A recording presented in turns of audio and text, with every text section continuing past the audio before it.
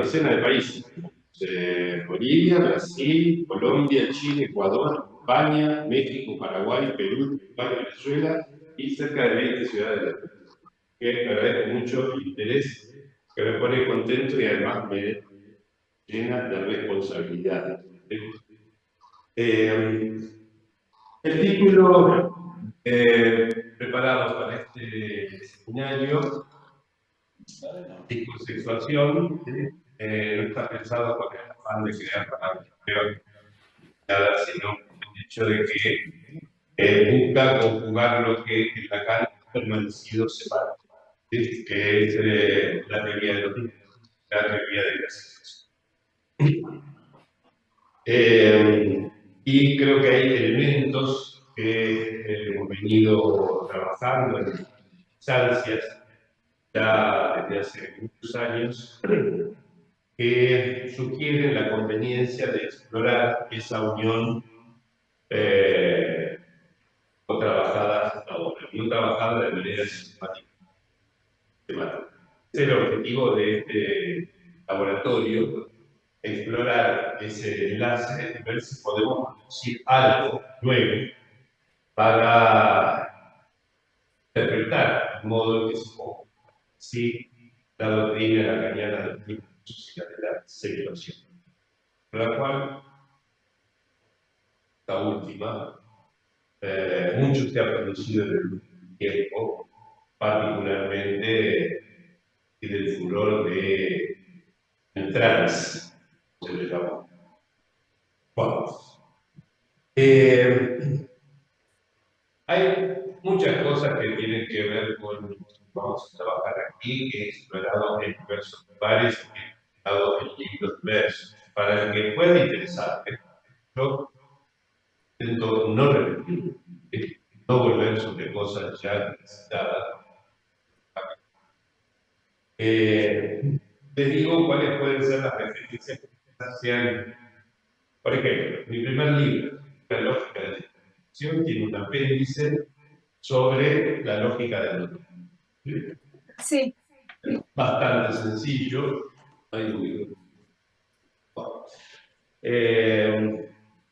Después, el libro de En busca de lo singular tiene un capítulo que se llama Una mujer y otro, ¿sí?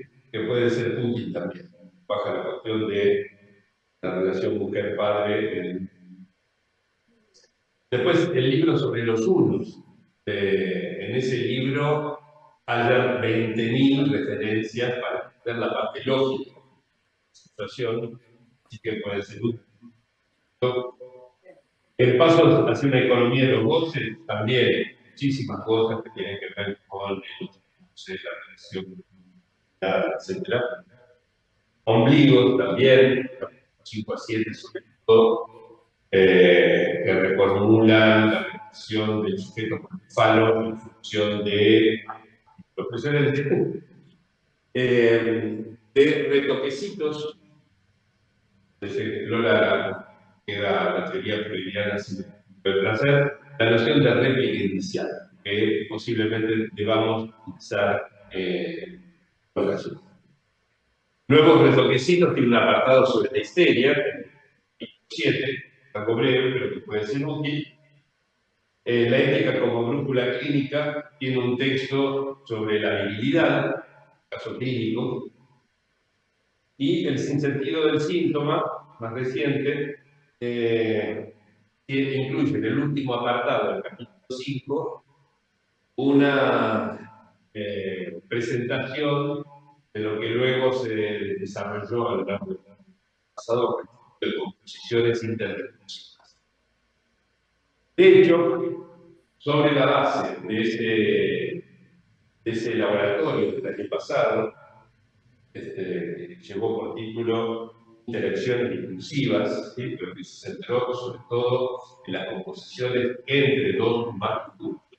Por lo tanto, creó una ampliación del alcance de la doctrina lacaniana de los discursos que hasta ahora era aplicada sobre todo a grupos sociales inmersos en un solo lazo.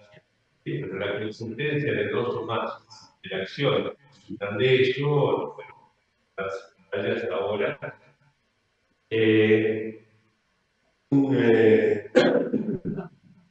editor español, que se llama, se interesó por publicar lo que escribí sobre la base de este laboratorio del año pasado, y el libro, probablemente en la primera mitad de este año, a la luz bajo el título de Discursos que atrapan, con un subtítulo que creo que es el lazo social a la composición internacional. De este último trabajo del año pasado, y del modo en que lo formulé para hacerlo publicable, etc., voy a tomar muchas referencias que nos van a servir de instrucción para lo que planteo. Porque en verdad fue en algunas reuniones de ese laboratorio pasado donde surgió la necesidad de vigilar ese problema de la relación entre la doctrina de los discursos y la doctrina de las expresiones. Traje algunos párrafos, pasa aquí dado a ese título, porque me parece que pueden orientar qué clase de problemas que vamos a abordar y a intentar. En algún momento digo que cuando elabora y repasa sus desarrollos acerca de los discursos como aparatos significantes que atrapan cuerpos, ¿no? Esto es algo que dice Lacan en el 19, ¿sí? Atrapan cuerpos, formados por los discursos, solo atrapados, pesados. Lacan en ese momento sostiene que el cuerpo es una sustancia gozable, que el significante es causa de luz. Es decir, que cuando nos atraviesa, toma nuestro cuerpo, e introduce en ese modo de gozar y alteraciones del modo de gozar fundamentales, que no se pueden entender. Va a ser importante. ¿Quién está hablando?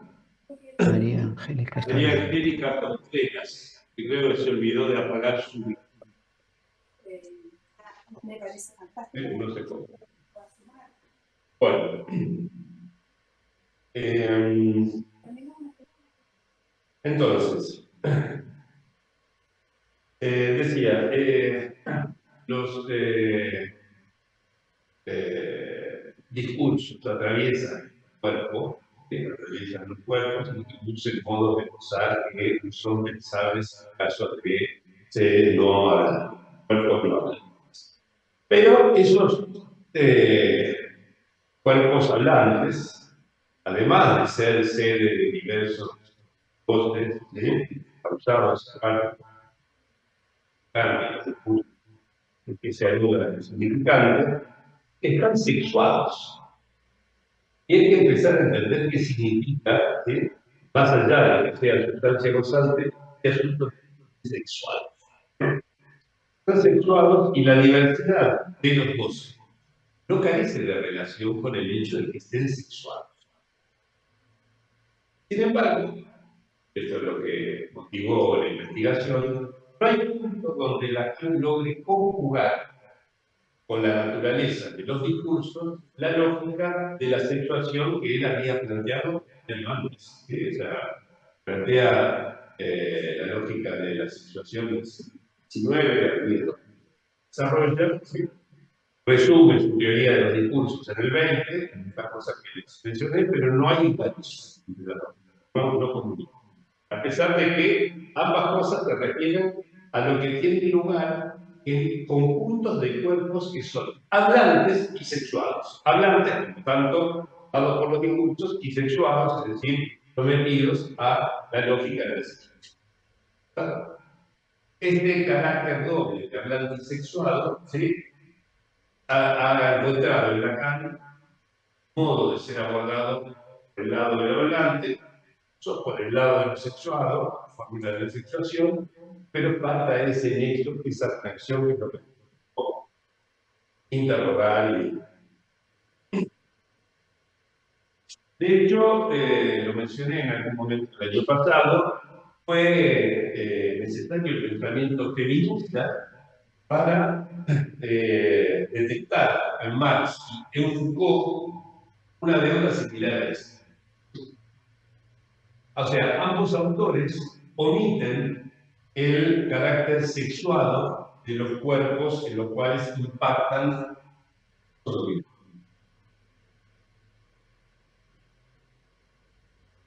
De hecho, hay un libro que recomiendo, no ha sido exclusivo a escuchar, será una de las mejores cosas que leí últimamente sobre su sexuación.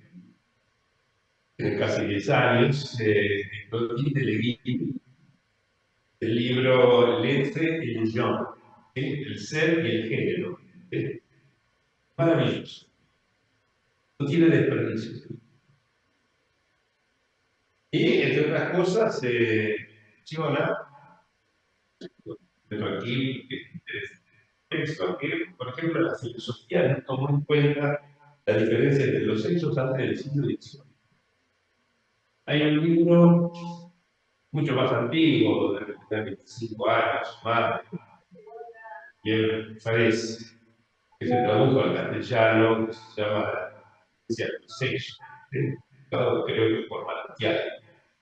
Que si bien es muy, toma la cuestión muy del plano filosófico y toma el psicoanálisis, lo rosa apenas. ¿Sí? Por lo menos coincide en esta que la filosofía y actual no se han enganchado entre sí hasta el siglo XIX. Esta autora, de Nebel Kress, tiene un planteo inicial con el cual desacuerdo, lo voy a mencionar entrada porque también va a ser discutido. Ella dice que, es cierto, no es lo mismo hablar de diferencia entre los sexos y los sexos que hablar de la diferencia sexual. ¿Sí? Estoy absolutamente de acuerdo con eso. No es lo mismo. ¿Sí? Porque cuando hablo de diferencia entre un sexo, digo, hay un sexo, hay otro sexo, entre un sexo y el otro hay una diferencia. ¿Verdad? Mientras que cuando digo diferencia sexual, digo, hay una diferencia y es sexual. Y no presupongo la existencia de 1, 2, 3, 5 sexos. ¿Verdad? ¿Entiende esto? Vamos a ver Gerardo, por qué. ¿Sí? ¿Alguien habló? disculpa sí, disculpa que te interrumpa. Quería pedirte si es posible que los autores que acabas de nombrar, si se pueden anotar los nombres en el pizarrón, porque con esto de que el audio está entrecortado, no se llega como a poder apreciar cuál es el nombre y apellido o el nombre de la obra que estás mencionando. Gracias, disculpa. Sí, mencioné, se ve ahí en el pizarrón. Y el otro es Genevieve Pérez. Eso se escribe así. Bueno. Gerardo, Sí. este planteo, Acércate un poquito porque no te va a escuchar.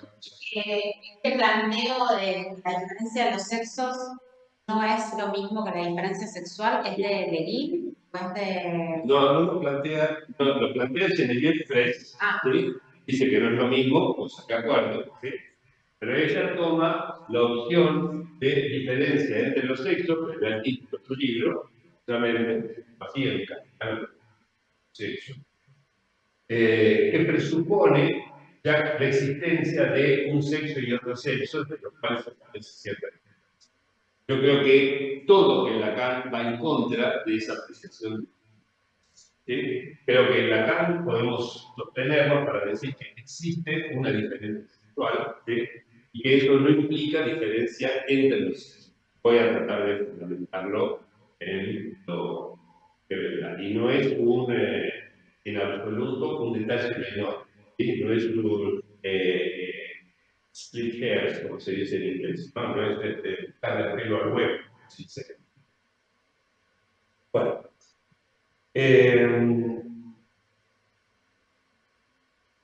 bueno, decía lo del pensamiento feminista, que fue el que introdujo el hecho de que tanto Marx como Foucault habían quedado en deuda respecto al carácter sexuado de esos cuerpos hablantes que se enviaban en las naciones.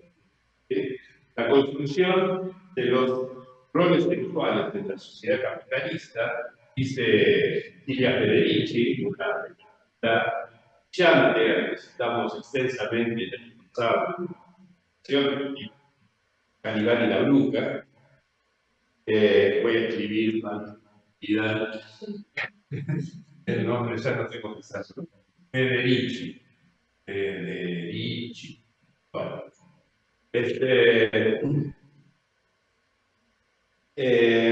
ella había señalado el hecho de que esa construcción de roles sexuales que se produce en determinado momento, vinculado con el cimiento de la sociedad capitalista, fue llevado a cabo la construcción con la máxima violencia e intervención estatal.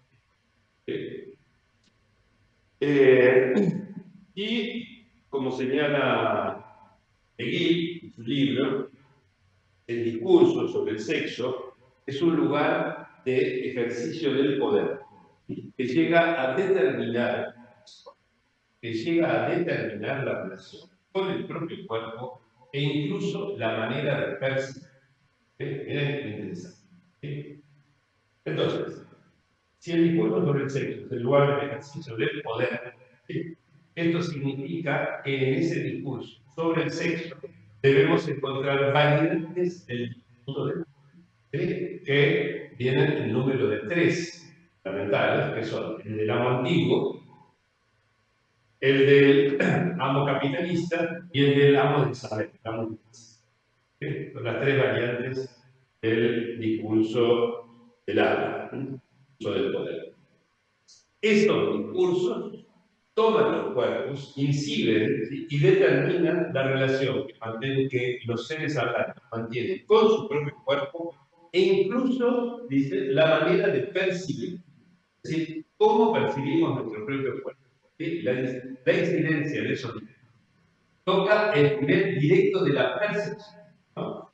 Quiere decir que está de moda hablar de autopercibirse tal o cual manera, etc. Bueno, muy bien, ahí tenemos una manera de pensar discursivamente la incidencia de los discursos en la situación de los hablantes, ¿sí? Cómo esto toca cuestiones de la percepción, o si quieren, del autopercibir el cuadro. El libro de Hegel, no me cansaré de elogiar, que persona en París, un par de veces, escuchando en el Congreso, pero con todos, es lo mejor que yo he leído sobre el tema, particularmente para entender la función que tiene la contingencia en lo que llamamos sexo. ¿Sí?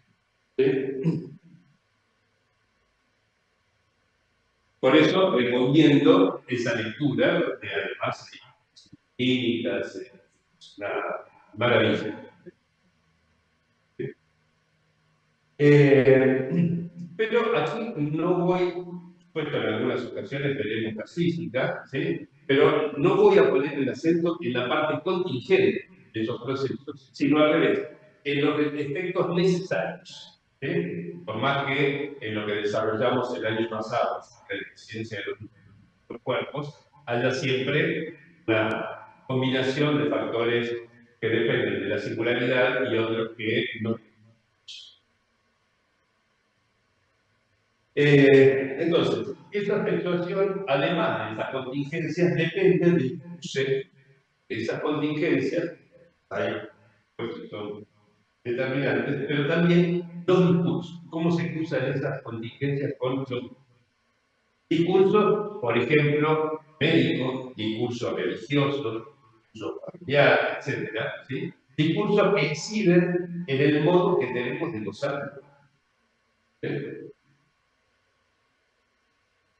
Y un elemento clave en esa incidencia es esa pequeña diferencia, podemos llamarla, que en calidad de tal diferencia solo forma parte de un simbólico, ¿sí? Es el lugar donde vive la ¿sí? Simbólico, ¿sí? Y que en los cuerpos hablantes, por lo tanto, se ordena el sentido.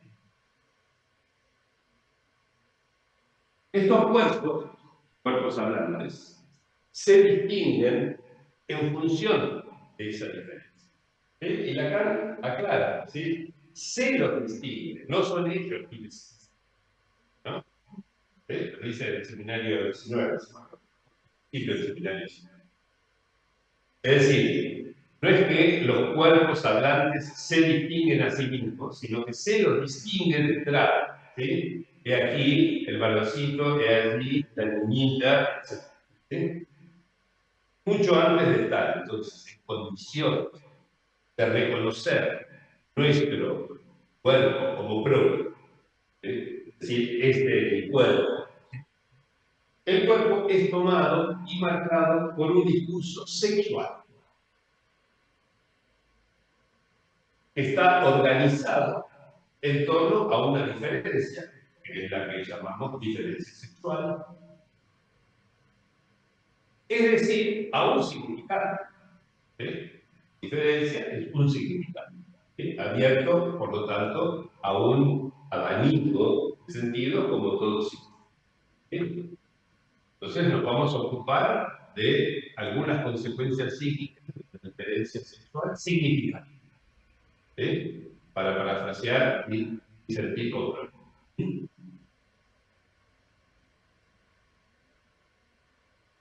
Bueno, entonces, ese discurso sexual, tantos componentes, ¿sí? Absolutamente erótico, manifestaciones, apreciaciones, es en gran parte normativo. ¿Sí? O sea, establece, por ejemplo, que hay dos sexos. ¿Sí? Como decía el Génesis, varón y hembra, ya está. ¿Sí? Palabra de Dios.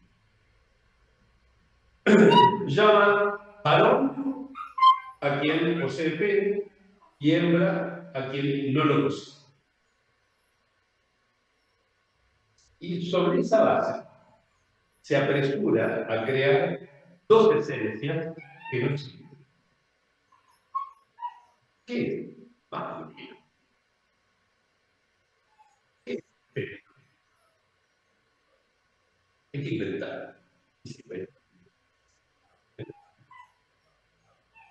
Y una vez que sobre la base de la diferencia se crea dos esencias que no existen, a fin de que la especie humana no se extinga, premia las uniones heterosexuales y reprueba las homosexuales.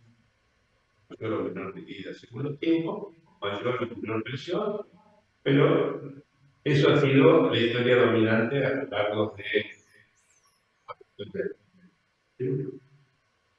Y esto es lo que traté de ilustrar en el pizarrón para guiar un poco los espíritus en relación a este uso sexual. Acá tenemos una serie de formulitas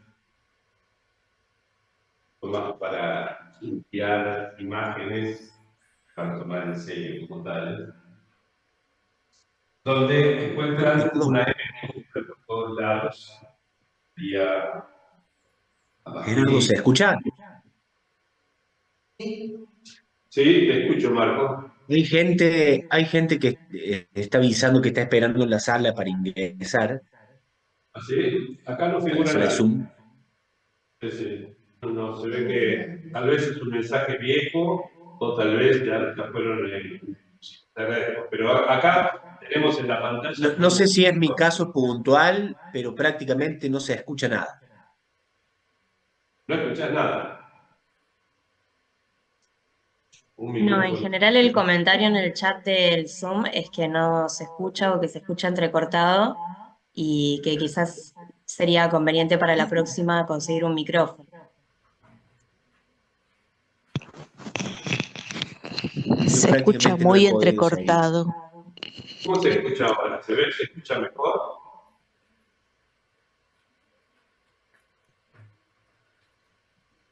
No, me parece que es una cuestión de proximidad al micrófono y Sí. si estás utilizando el micrófono de la computadora, lo que hace es captar el eco y si no estás directamente de frente a la computadora, no toma bien el audio, por eso se entrecorta. Bueno, cambiando a este otro micrófono, a ver qué tal se escucha ahora.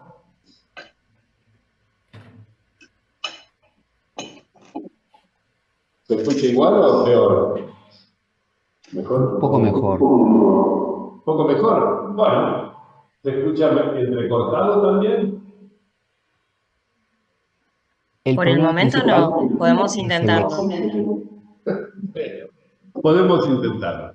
Volveré a hablar despacito, lentamente, a ver si el entrecortado impide la comunicación.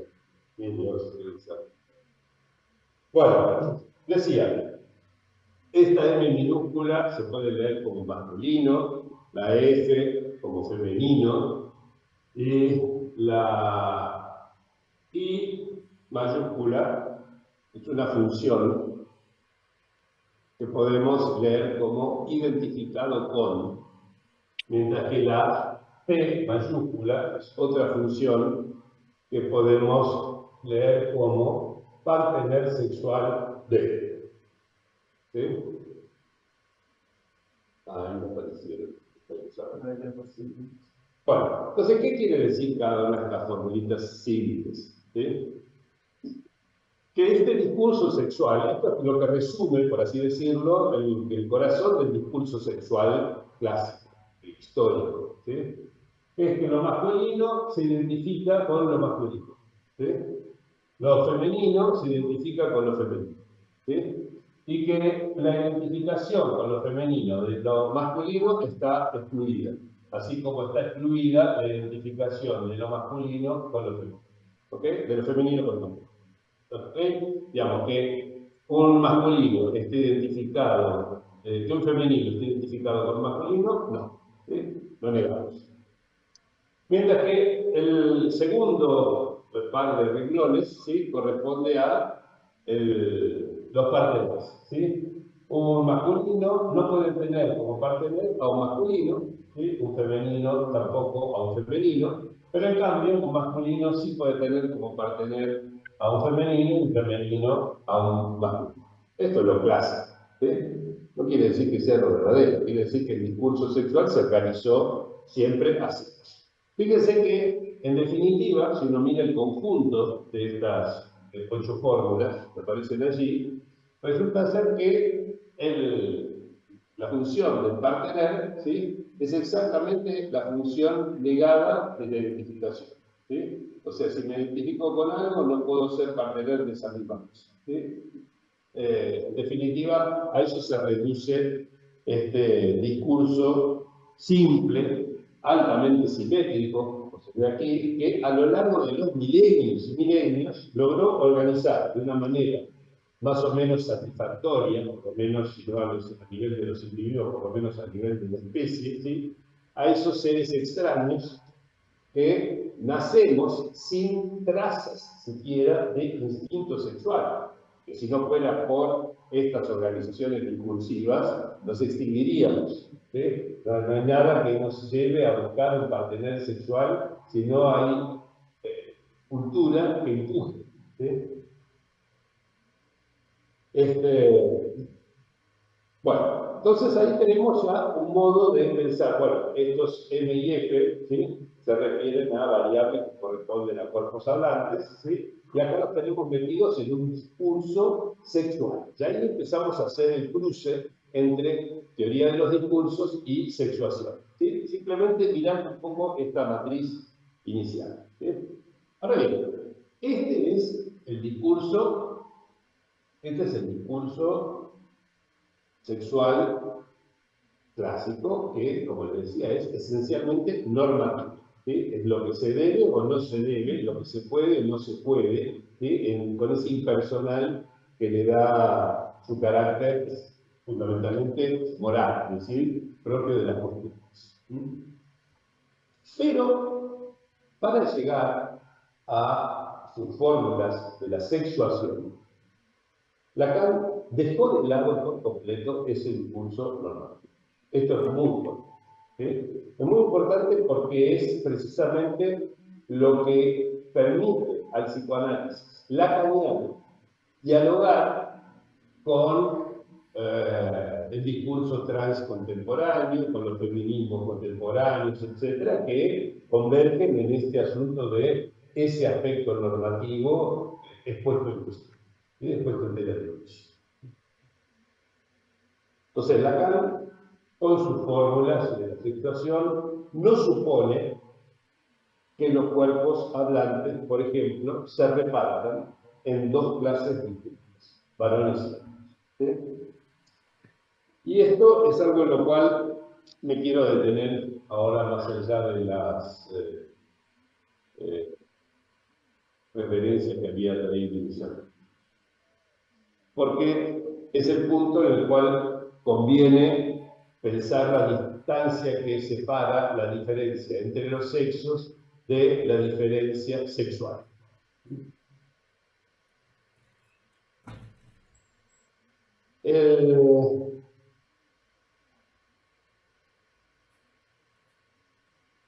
Ingenuamente, uno podría pensar que si hablamos de diferencia, la diferencia es un operador binario. ¿Sí? Entonces se establece que A sea distinto de B. ¿Sí? Y si es binario, esa diferencia sexual se corresponde con dos cosas, dos entidades, ¿sí? Que son aquellas sometidas a tal diferencia. ¿Sí? Eso es algo, la manera de entender la diferencia, que aún hoy en día, a pesar de los extensísimos desarrollos de Lacan, particularmente en el seminario 9, sigue encontrando eco en la comunidad lacaniana de la que pertenece. ¿Sí? Pensar que diferencia implica binario. ¿Sí? Pensar que si hay una diferencia sexual, eso significa que hay dos sexos. ¿Sí? Cuando fue el año trans, luego de una primera colección de artículos que salieron en Lacan Cotidiano, ese año, creo que fue 2021, encontré que a este respecto había entre los autores, todos lacanianos, ¿sí? Que habían presentado sus contribuciones a ese interesantísimo número de Lacan Cotidiano, que creo que es el 931, como me falla la memoria, 930, por ahí anda. ¿Sí? Después, si quieren, el chat al que los invité, podemos pedir referencias y ampliarlas. Bueno,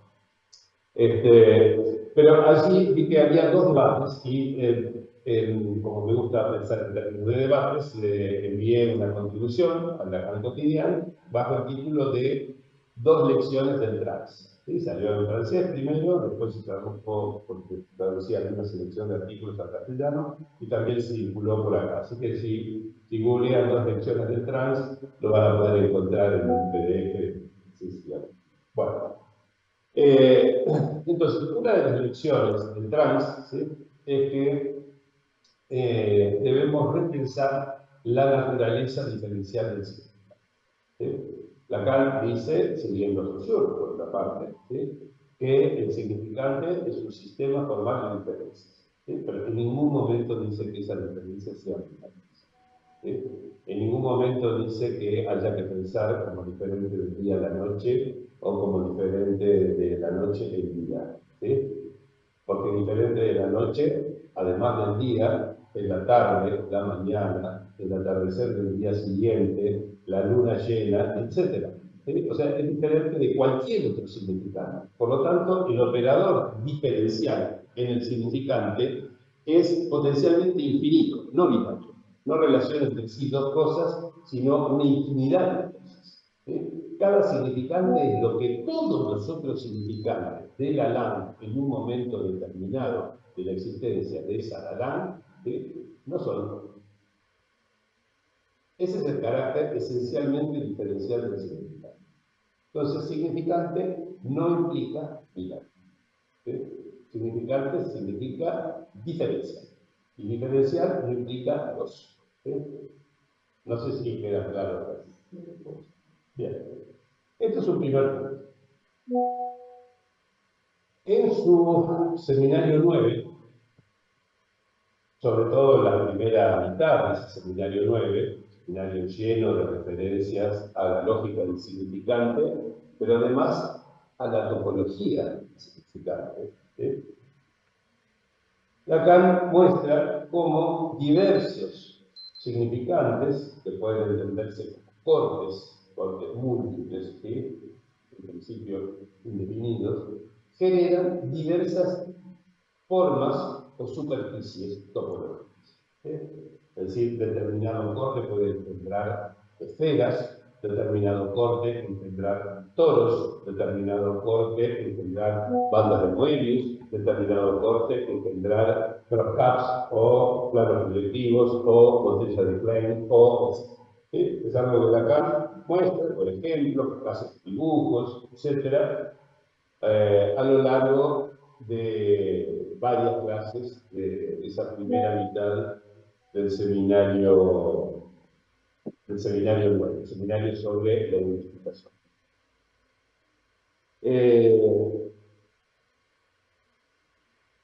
Hay algunas de esas superficies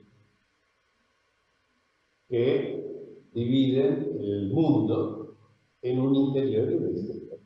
O sea, que establecen efectivamente un binarismo. Por ejemplo, en una esfera yo puedo distinguir dos espacios a partir de la superficie esférica, el interior de la esfera, el exterior de la esfera, cosas distintas. Lo que está dentro no está afuera, lo que está afuera no está dentro. Es decir que esa superficie, engendrada por determinado tipo de corte, divide el universo de cosas vinculadas con ese significante en dos clases distintas. ¿No? Un toro también, un toro es una rosquilla, ¿no es cierto? Un toro tiene un interior y un exterior.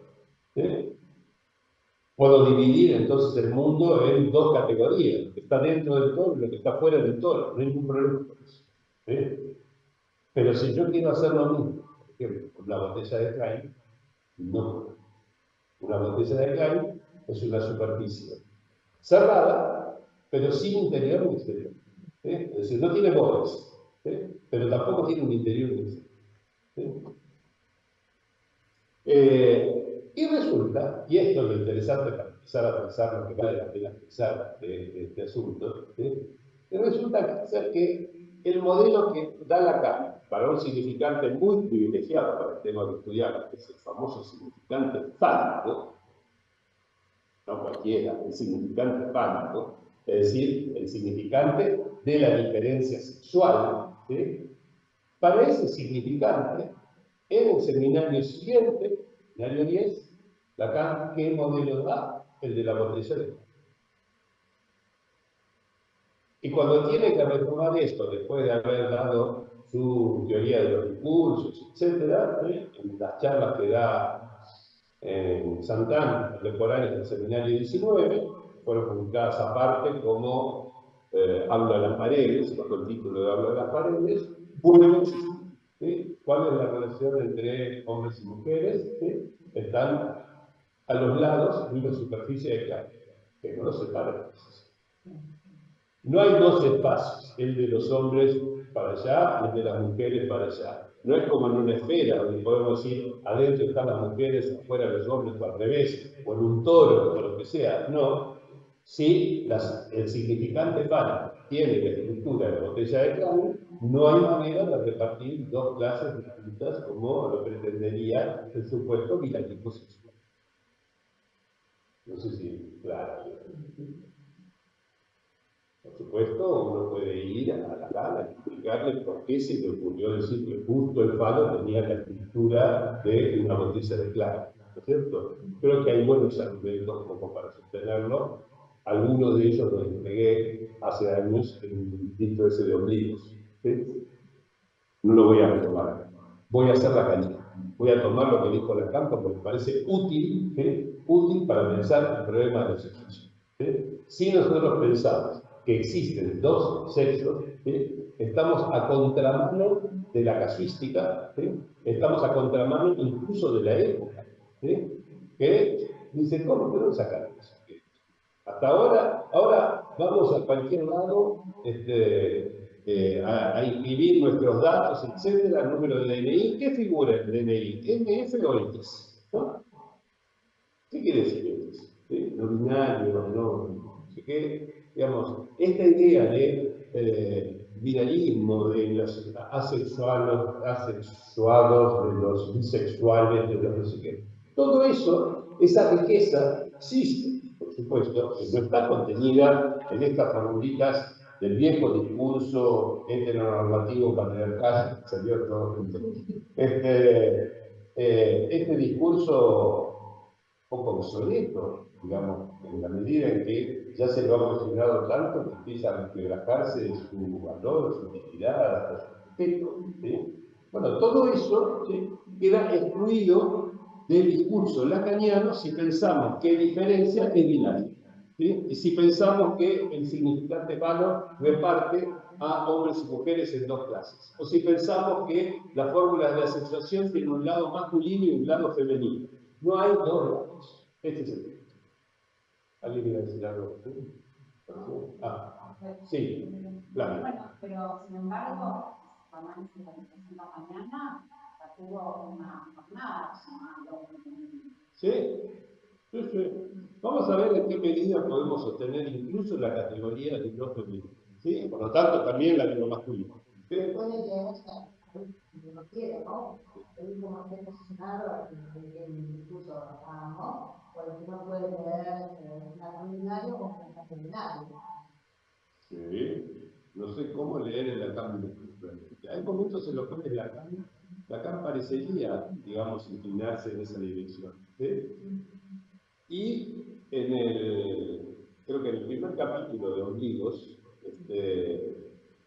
yo me preguntaba hasta qué punto Lacan, en ocasiones, hacía alguna concesión al sentido común cuando pensaba que lo que estaba diciendo se alejaba un poco de la comprensión del público al que se dirigía, ¿no? Por eso la cuestión de los ombligos, porque mencionaba la historia esta de las representaciones de Adán y Eva, por ejemplo, en la iconografía cristiana, ¿no? Donde en algún momento fue tema de debate. O sea, había que ponerle un ombligo o no un ombligo. Si no tenían, Adán y Eva biológicamente no podían tenerlo. Sin embargo, se pintaba con ombligo. ¿Cuál es el?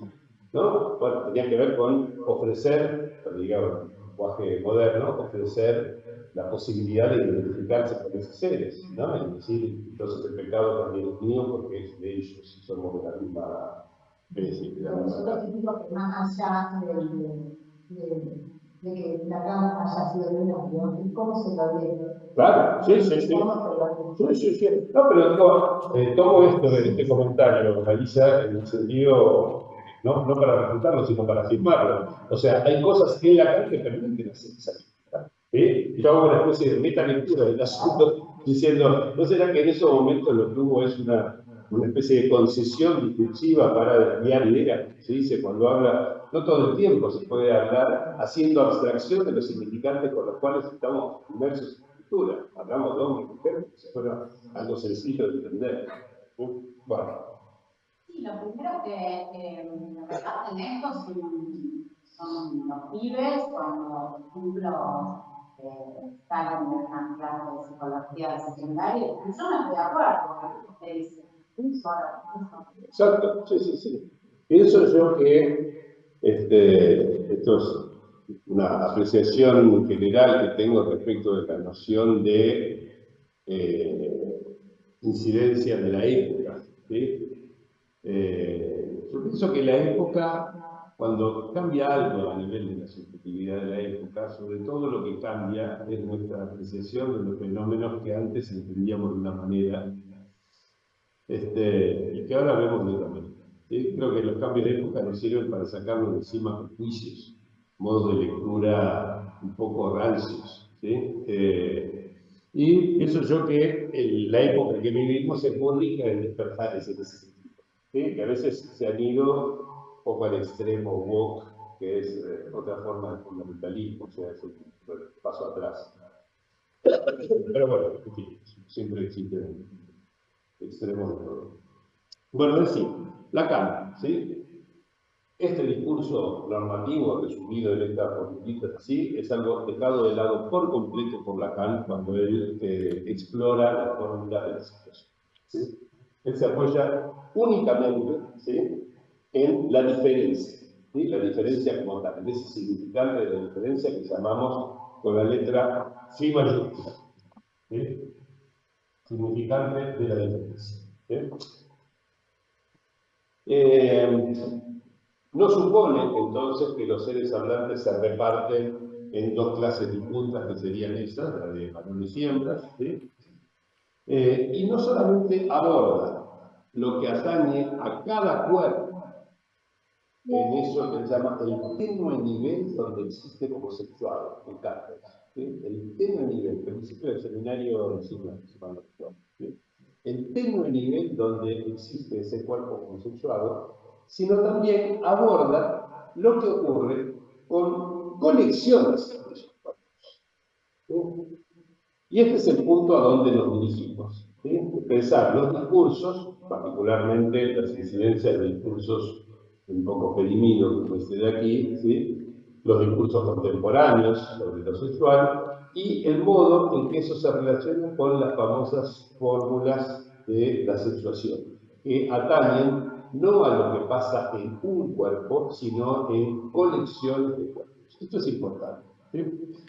Esto es importante y yo creo que aún no ha sido suficientemente subrayado. ¿Sí? Cuando hablamos de, por ejemplo, la lógica del todo y la excepción, se lo llama, ¿sí? O sea, aquella que está definida por la fórmula de Lacan para todo X tiene X, por ejemplo, pero existe un X que no tiene X, ¿no? O sea, funcionaría como excepción a ese todo. ¿No? Todos los X, todos esos X, se refieren a cuerpos hablantes, en plural. O sea, es algo que rige entonces una colección, lo que sucede en una colección de X. ¿Sí? Que están relacionados entre sí bajo la forma de esas dos modalidades lógicas de todo y excepción. ¿Está? Cuando dice no todo X pide X y no existe X no pide X, otro par de fórmulas, esas X de allí son cuerpos hablantes, ¿sí? Sexuados, ¿sí? Y están en plural, no hablan de uno solo, ¿sí? Están en plural. Por lo tanto, las fórmulas de sexuación no se refieren a lo que pasa con un varón o con una hembra, sino lo que sucede con conexiones de hombres y con conexiones de... ¿no? Evito, por supuesto, la palabra clases, ¿sí? Porque las clases la presuponen la existencia de un concepto, y no tenemos conceptos. Por eso digo, es interesante, digamos, que Lacan se refiera al tenue nivel donde esos cuerpos existen como sexuales, ¿no? Es decir, en lo que atañe a ser cuerpos sexuados, ¿sí? Algo pasa con esos cuerpos hablantes que se pueden describir, según Lacan, en función de este par de fórmulas o aquel otro par de fórmulas que todavía ni voy a escribir ni mencionar. ¿Sí? Por lo tanto, fíjense que Lacan busca despejar estructuras, o sea, relaciones generales, universales, no normativas, se desprenden de esto, se dejan de lado, estructuras no normativas que ligan discursivamente a los cuerpos hablantes sobre la sola base de esa diferencia significativa. Está fin. ¿Ok? Eso me parece que es un modo sensato de apreciar la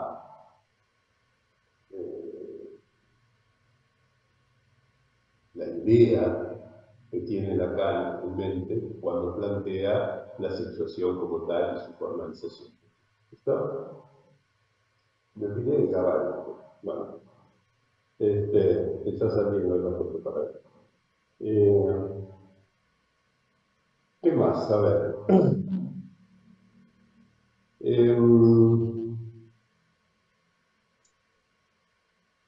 Como le decía, por ahora la formalización de esas,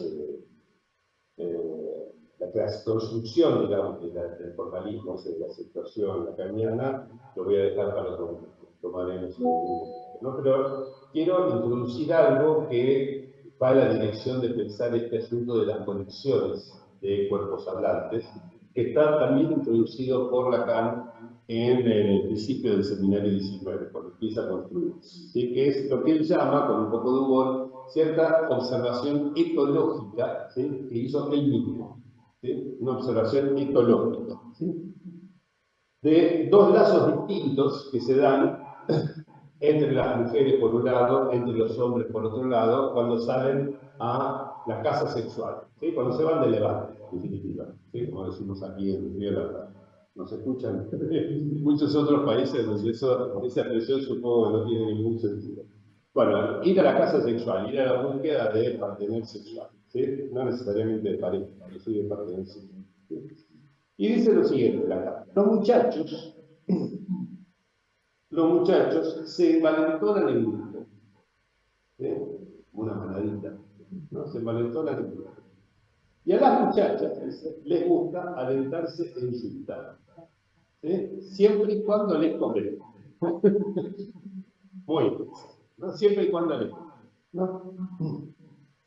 El propio Lacan no le da mayor trascendencia a esto en muchas secuencias de asuntos, pero que lo diga en la primera clase, que va a desarrollar su teoría de la sexuación, me parece que corrobora, por así decirlo, esto de que él está pensando en lo que ocurre en conjuntos, en conexiones de cuerpos hablantes, y no lo que pasa en la sexuación de cada uno, ¿sí? Es una sexuación que siempre es discursiva, por lo tanto es algo que atañe al lazo, si quieren, al campo discursivo en el que estamos inmersos, a los campos. Es decir, que le interesa, además de lo que pasa en cada cuerpo, lo que ocurre en los colectivos derivados de la pura diferencia, ¿sí? Porque esos que salen en junta, ¿sí? Que se llaman mujeres, ¿sí? Son mujeres por haber sido inmersas en un discurso que las nombra como tales, y lo mismo con los machitos que salen a la casa de mujeres con su envalentonándose, ¿no?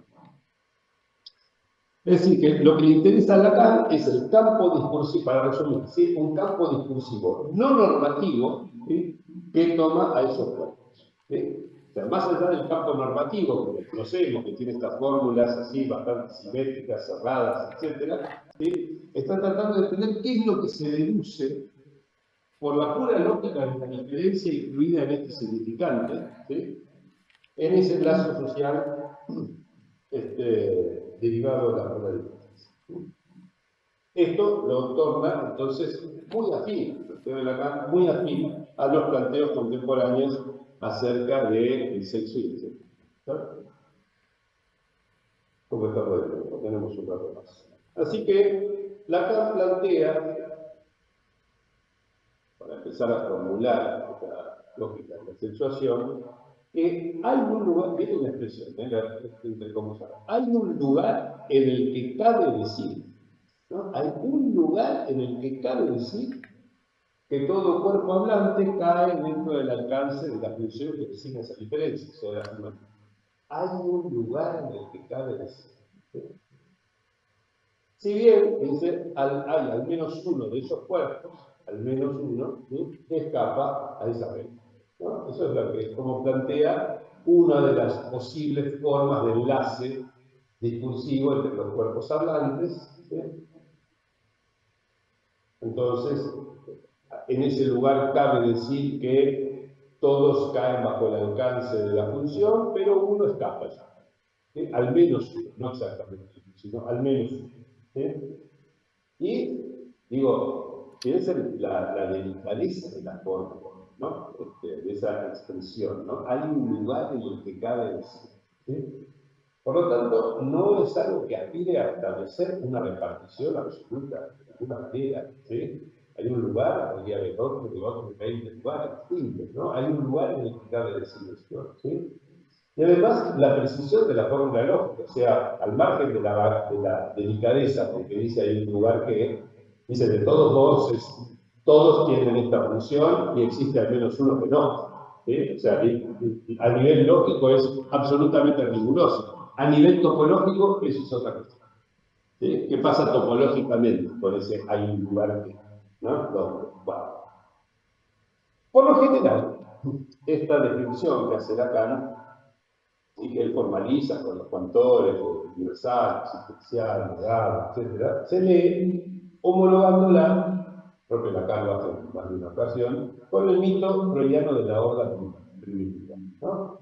Todos los varones pierden cierto goce, ¿sí?, con la sola excepción del padre, ¿sí? O sea, todos tienen cierta relación con el goce y, de alguna manera, sería la función pérdida de goce, ¿sí?, la función castración, se lo podría llamar, ¿sí? Pero hay uno que no, ¿sí? Hay uno que escapa a la regla y ese sería el padre de la horda primordial, el macho alfa de la turma de orangutanes, ¿sí? Pero esto que Lacan propone puede leerse de otro modo que me parece mucho más acorde a lo que observamos cotidianamente, ¿sí? Porque la imagen de ese Padre Todopoderoso que se queda con todo el gozo mientras los demás sufren, etc., si alguna vez tuvo alguna relevancia cultural, la perdió hace tiempo. El Padre es una figura que se integra, ¿sí? El Padre Todopoderoso, Posador, etc., vayan a buscar. La clínica, yo creo que ya es una pieza de museo, ¿sí? Si es que alguna vez estuvo realmente allí, ¿sí? Pero me parece que es más rico leerlo de otra manera, esa formalización de la carta, ¿sí? En primer lugar, porque muchas veces lo señalé, particularmente en el libro sobre los unos, hay al menos uno, dice la carta, ¿sí? Y el autor que utiliza esa lógica se lee como hay al menos uno. Hay al menos uno. Significa que puede haber uno, o dos, o 100, o miles. Al menos uno es eso. Es más, no excluye la posibilidad de que sean todos, ¿sí?, todos los que escapen a la regla. ¿Se entiende? O sea, no le designa este, ¿sí?, que sería hay uno y es único. Por ejemplo, en lógica es otro operador distinto, ¿sí? Esto dice acerca de la sexuación algo que cambia completamente el signo de esa imagen a la que nos vemos remitidos si lo pensamos con la horda primitiva y el padre, ¿sí? Todos los alcanzados por la función podrían pensarse como varones, ¿sí? Todos los que estamos allí en ese lugar, ¿sí?, hay un lugar donde cabe decir, ¿sí?, todos los que estamos allí somos varones, ¿sí? Podemos pensarnos como varones, ¿sí? Y así nos aseguramos de nuestra virilidad, ¿sí? Acá, en esta región, somos todos machos, de acá para allá son todas mariquitas, ¿sí? Son cosas que dicen los chicos incluso, ¿no?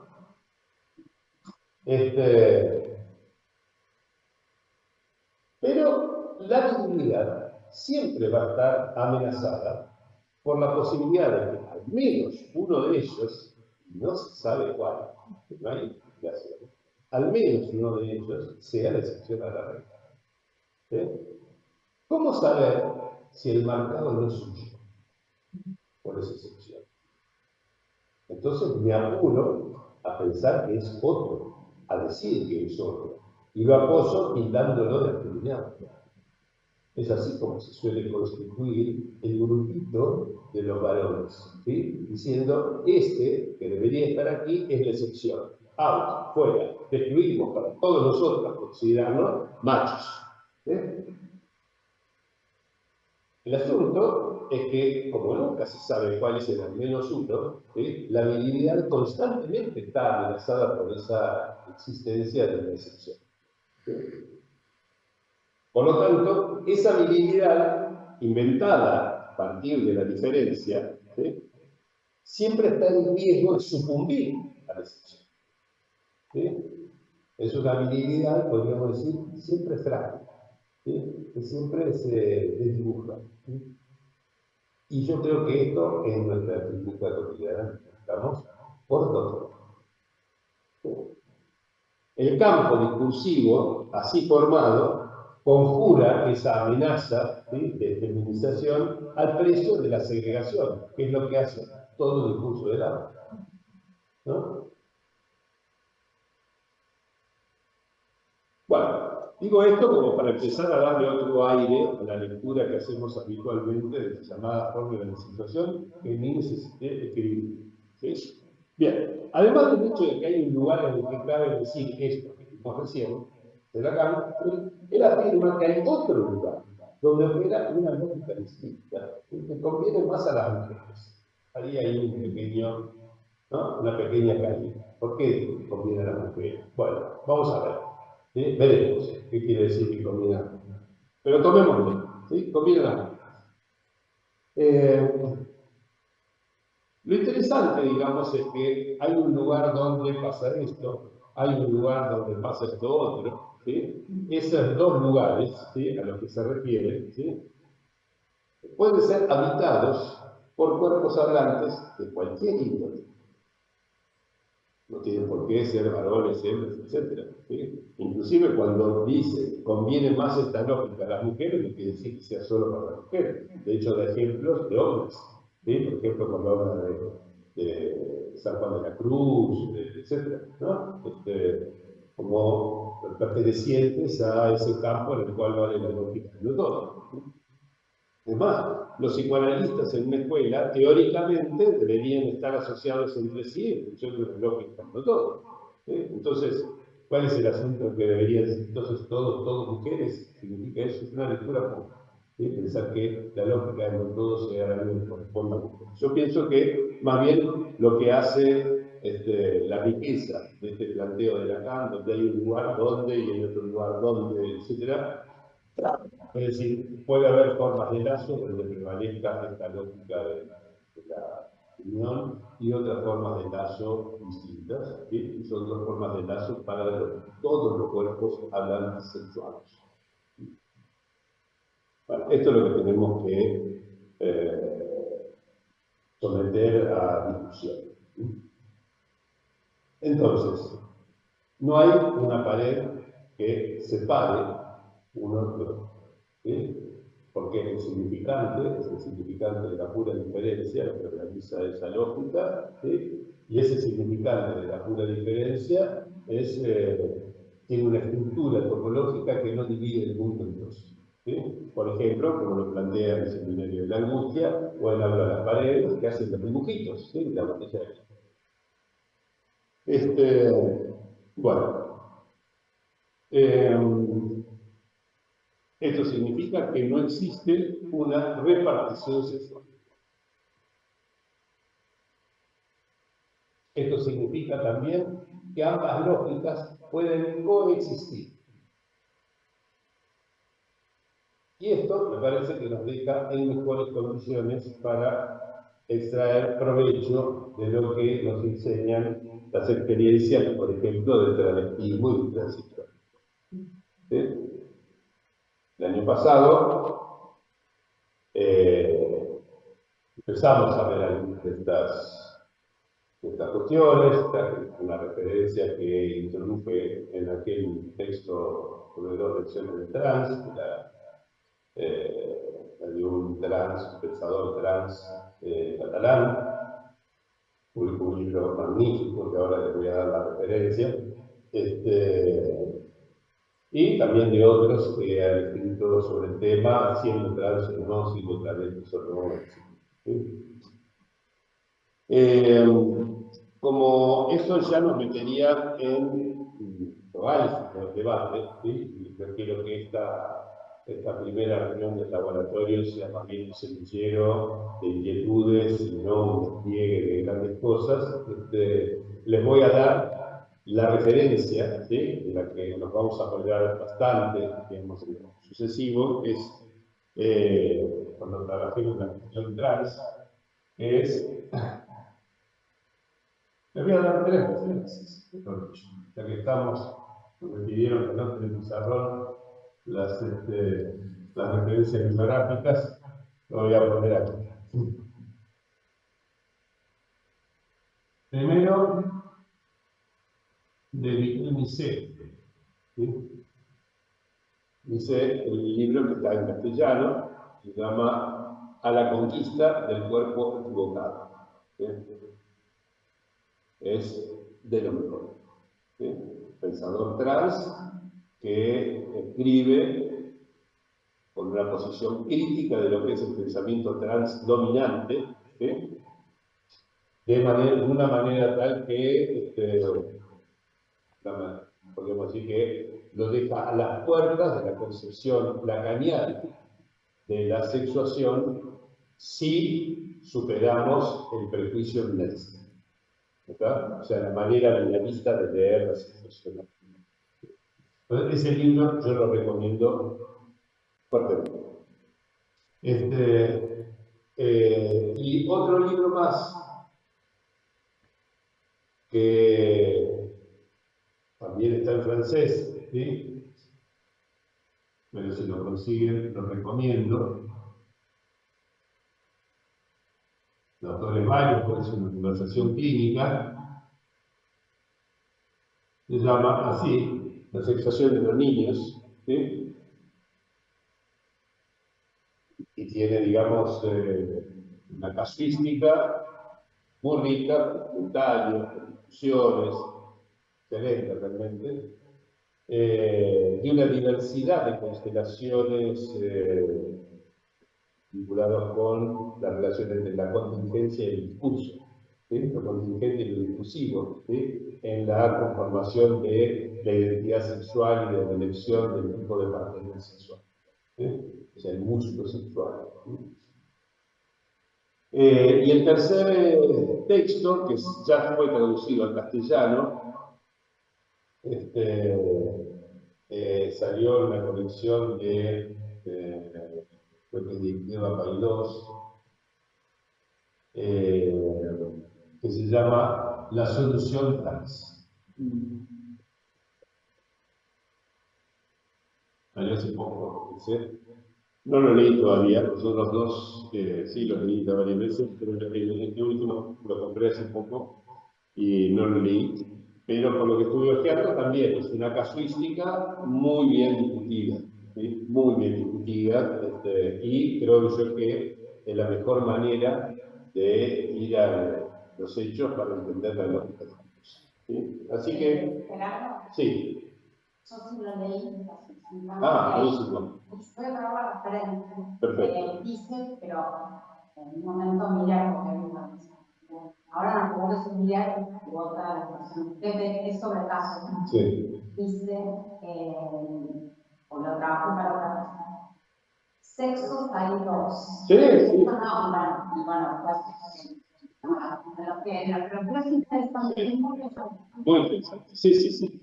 Hay incluso colecciones de trabajos hechos aquí en Argentina también, etcétera. Sí, sí, Miller tiene en este punto una posición distinta de la que yo propongo. Sí, sí. Pero bueno, es para, como todo en estos laboratorios, es para alimentar, no para contradecir ahora. Sobre todo me parece que tenemos medio último de estas cuestiones, que es qué utilidad presenta una posición y la otra respecto de la misma. Es eso lo que nos interesa, ¿sí? O sea que no tienen por qué ser discusiones muy elaboradas, ¿sí? Bueno, y hay una referencia más que, por otro motivo, que traduce recientemente el seminario 14 en castellano, encontré, leyendo varias veces, porque hay que corregir muchas veces las pruebas de impresa, etc., encontré ya pensando en el laboratorio de este año muchas referencias utilísimas, ¿sí?, en este seminario 14 de la CAN, ¿sí? Así que lo vamos a tomar como una referencia fundamental, la lógica del fantasma, ¿sí?, que habla muy poco acerca de la lógica del fantasma, pero habla muchísimo sobre el acto sexual, ¿sí? En el seminario siguiente, titulado El acto sexual, no dice tantas cosas como en el 14. Bueno, en fin, dejo unos minutitos, tenemos casi 10 minutos para dialogar, si quieren interactuar los que están por Zoom, que no han participado hasta ahora, que quieren plantear alguna pregunta, hacer un cuestionamiento, inaugurar un nuevo debate, en fin, son invitados a hacerlo, los que están aquí en la sala también, que hagan algo.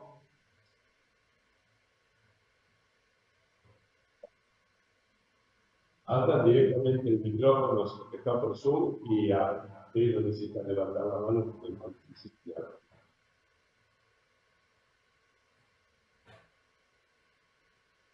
¿Verdad que si pedimos? Ah, no, sí. Hola, buenas. Sí. Sí, justo estaba leyendo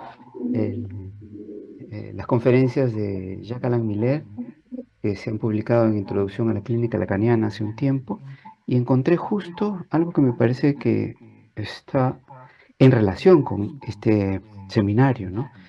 Que según Miller, el recorrido de Lacan de algún modo podría ser entendido como una especie de comentario a dos, ¿cómo se llama? A dos conferencias de Freud, que son la conferencia 21 y la conferencia 22. Y de lo que se trata es de lo siguiente, ¿no? Esta extraordinaria parte, voy a citar la página 462, en esta extraordinaria parte de su obra, que va de la conferencia, perdón, 17 a la conferencia 23, Freud trata de vincular las dos vertientes de la obra, a saber, la del descubrimiento del inconsciente, de los fenómenos interpretables, y B, la del descubrimiento de la sexualidad infantil y el carácter perverso de la sexualidad. Justo ese punto en el cual de lo que se trata en este seminario es precisamente eso, ¿no? Por un lado, el discurso, digamos, las dimensiones interpretables, y por otro lado, el asunto de la sexualidad. Y según Miller, Lacan de algún modo está tratando de llenar ese vacío entre esos dos grandes descubrimientos que no empatan, ¿no? Y que Freud en el interín de esas dos conferencias, ¿no? O sea, la conferencia 18, 19, 20, etcétera, está tratando de hacer el puente, ¿no? Y dice Miller en la página 463, la impresión que produce todo ello es que hay más yuxtaposición que articulación, deducción o producción propiamente dichas, aunque esta es una cuestión que podría discutirse, añade Miller, refiriéndose a las conferencias de Freud, ¿no? Entonces Lacan de algún modo está tratando de construir con sus teorizaciones un puente entre estos dos grandes descubrimientos del psicoanálisis, ¿no? Estas dos grandes dimensiones. Por un lado, la dimensión del discurso y por otro lado, la dimensión de la sexualidad, ¿no? Y me pareció muy, muy interesante esta coincidencia que quería comentar en todo caso, ¿no? Claro que no hay más desarrollo y supongo que se trata de eso ahora, ¿no? De desarrollar estos dos puntos, esa intersección. Sí, muchas gracias por la referencia que me recordaba. Sí, efectivamente, tal cual. En algún momento Miller, en otros lados, lo llamó el problema de Lacan, ¿sí? Que era ver cómo se articulaban entre sí el significante y el goce, ¿sí? Que sería manera de traducir lo que tiene que ver con el inconsciente y lo que tiene que ver con la sexualidad. ¿Sí? Sí, Miller muchas veces ha planteado esa especie de binarios en Lacan, que cuando uno va después a esa guía a leer a Lacan, los encuentra, pero también encuentra límites un poco más difusos, tal vez, que esa bipartición planteada por Miller, ¿no? Hay como entrecruzamientos más finos, ¿sí? Por ejemplo, esta cuestión de Lacan hablando de los discursos como discursos como lazos que atrapan cuerpos, de un cuerpo que tiene un modo de gozar, ¿sí? Uno podría decir, bueno, sí, trata de resolver discursivamente el problema, ¿no? La actividad de los discursos incluye significante y objeto A. Está muy bien. Pero pensar que eso sea resolver un binario que era separado en Freud, eso es un poco complicado. Yo pienso que eso nace un poco de la idea distinta, digamos, que Freud tenía una visión de la sexualidad muy pegada a lo biológico. ¿Sí? Freud, por ejemplo, en 3 ensayos de teoría sexual, ¿sí? Dice algo que es maravilloso, que para mi gusto termina de arruinarlo en el final de la frase. ¿Sí? Dice, por ejemplo, ni siquiera la elección habitual de una mujer por parte de un hombre, o sea, la elección heterosexual de objeto, es algo, no sé cómo decirlo, natural para el psicoanálisis, es un problema que requiere elucidación, ¿no? Es fantástico lo que dice, ¿sí? O sea, maravilloso realmente, hipermoderno lo que dice. Pero termina la frase diciendo, tal vez algún día encontremos un quimismo especial que hace que suceda tal y tal. Hay que leer la frase hasta el final para ver cómo lo estaba pensando Freud en ese momento. Entonces, claro, la idea de la sexualidad es una idea que Freud ensanchó muchísimo respecto de la concepción anterior, como para incluir sexualidad infantil, pero que todavía queda subsumida en la noción de goce, que es mucho más alta, ¿no? Entonces, ¿cómo pensar de todos los goces cuáles son aquellos que están afectados por la diferencia sexual y cuáles no? Si es que hay algunos que quedan afectados por la diferencia sexual, cómo lo es cuando es afectado, qué ocurre cuando no es afectado el goce por la diferencia sexual, etc. Son cosas que en la clínica cotidiana, no necesitamos irnos a la clínica trans o travesti, ¿sí? Se nos plantean como verdaderos conjuntos de prejuicios que nos pueden tapar la oreja al momento de escuchar la singularidad de nuestros artistas. ¿Sí? Y por eso es que creo que vale la pena interrogarlo con una manera, una matriz un poco más despreciada.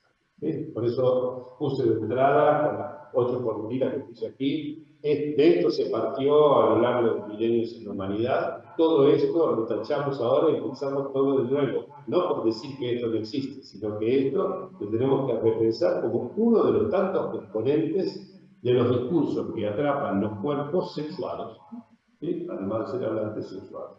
Tenemos tiempo para una preguntita breve más, no sé si alguien quiere participar. ¿Alguien que esté por allí? Me quedé pensando algo Natalia, sí. en relación a esta referencia que recién conversaban en Freud y esta frase que recordabas en relación a la referencia a la química, al alquimismo. Me quedé pensando, porque en el recorrido que nos presentabas hoy, toda la cuestión de la diferencia sexual, en vez de la diferencia entre los sexos y la cuestión de la función de la diferencia y toda la referencia que eso tiene al campo significante, pensaba que el otro costado de este problema es como la encarnadura de esta cuestión, ¿no? La función del el lugar de la encarnadura y la operación encarnada del falo. Y en ese sentido, cuando recién recordabas el modo en el que Freud se ve como precisado, ¿no? Abrir la hipótesis por la química, ¿no? Me quedé pensando en eso que hace Freud, en ese como movimiento epistémico que hace Freud, ¿no? De decir, bueno, quizás existe una química, como, ¿te acordás la fuente independiente de desprendimiento de displacer que aparece referida en el, ¿cómo se dice? En el manuscrito, no me acuerdo ahora cuál, en uno de los manuscritos, es digo porque me parece que hay como una pregunta por la sustancia, ¿no? Como por la función de encarnadura, como si él hubiera tenido esta intuición o esta lectura, digamos, en relación a la diferencia sexual, como diferente a la diferencia entre los sexos, pero lo que le hubiera quedado dando vueltas, esta es una interpretación mía, por ahí me estoy yendo al demonio con esto que digo, pero como si lo que hubiera quedado dando vueltas es la cuestión de, bueno, ¿y cómo funciona esto encarnado? ¿No? ¿Y cuál es el lugar de la encarnadura de esto? ¿Cómo es esa operatoria? Que hay algo como de misterio ahí, ¿no? Bueno, no sé, eso, digo, me quedé pensando eso en relación a lo que estaban charlando y lo que habías recorrido en la clase de hoy. Agradezco mucho el comentario y creo que quizás convenga dedicarle un tiempo a elucidar qué entendemos por encarnadura. Porque si pensamos que es cómo algo se hace carne, caemos en un prejuicio sustancialista respecto de qué es el cuerpo. El psicoanálisis no creo que podamos soportar mucho. Por ejemplo, no nos permite entender el ego cefálico en particular, que está fuera del cuerpo. Entonces, la encarnadura, ¿sí?, debería pensarse de una manera, casi yo diría, un poco más vinculada con esa revolución de la intuición que introdujo la física cuántica, que hace que no crean que los cuerpos son aquellas cosas que podemos tocar y ver, ¿sí? Palpar, etc. Entonces, encarnadura, yo creo que requeriría un proceso de elucidación filosófico, epistemológico, para que podamos tomarlo como un concepto del cual apoyarnos. Así que te agradezco la inquietud porque me parece súper, súper válida. Bueno, agradezco también a todos por la presencia, ya se nos terminó el tiempo, están invitados a reunirnos dentro de 2 semanas otra vez. Esto es quincenal y espero que todos colaboren con la tarea conjunta de pensar el nexo entre discursos y sexuación. Chao, hasta luego.